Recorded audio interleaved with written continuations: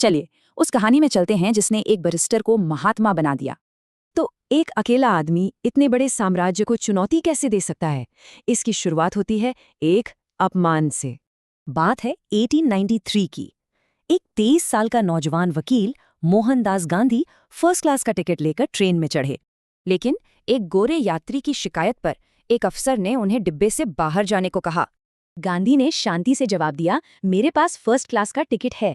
उन्होंने हटने से साफ मना कर दिया। मामला बढ़ गया, लेकिन गांधी अपनी बात पर अड़े रहे। उन्होंने झुकने से इनकार कर दिया। उनका यही एक फैसला उनकी और एक पूरे देश की दिशा तय करने वाला था। उन्हें ट्रेन से बाहर फेंक दिया गया। वो पूरी रात सर्द वेटिंग रूम में अकेले ठिठुरते रहे। उसी रात उन्होंने फैसला किया, ये लड़ाई सिर्फ अपने लिए नहीं, बल्कि रंग भेद की इस बीमारी को जड़ से मिटाने की होगी। इसी अनुभव से जन्म हुआ सत्याग्रह का, अहिंसक प्रतिरोध का एक नया और शक्तिशाली दर्शन।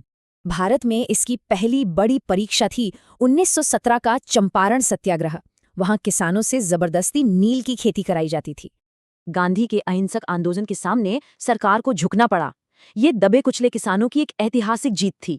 देखिए, एक व्यक्तिगत अपमान के खिलाफ शुरू हुई लड़ाई कैसे पूरे देश की आज़ादी की लड़ाई बन गई। साल 1942, दूसरा विश्व युद्ध जारी था। तब गांधी ने बॉम्बे से अंग्रेजों को ललकारा। उन्होंने मंत्र दिया, करो या मरो, यानी एक आज़ाद देश की तरह काम करो या फिर कोशिश में जान दे दो। इस भाषण के कुछ ही घंटों बाद गांधी समेत कांग्रेस के सभी बड़े नेताओं को गिरफ्तार कर लिया गया। 1947 में आज़ादी तो मिली, लेकिन देश के दर्दनाक बंटवारे के साथ, जिसके गांधी सख्त खिलाफ थे। जब कलकत्ता में दंगे भड़के तो उनकी शांति की अपील ने वो कर दिखाया जो सेना की टुकड़ियां भी नहीं कर सकीं।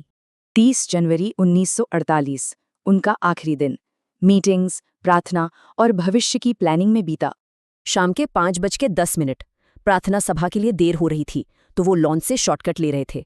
तभी भीड़ से एक शख्स नाथूराम गोडसे हाथ जोड़कर उनके सामने आया।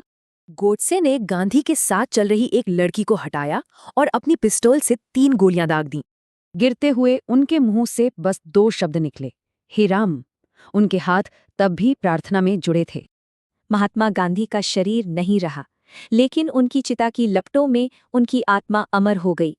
उनकी विरासत एक सवाल छोड़ जाती है, इतने गहरे संघर्ष से पैदा हुई शांति का आखिर मतलब क्या है?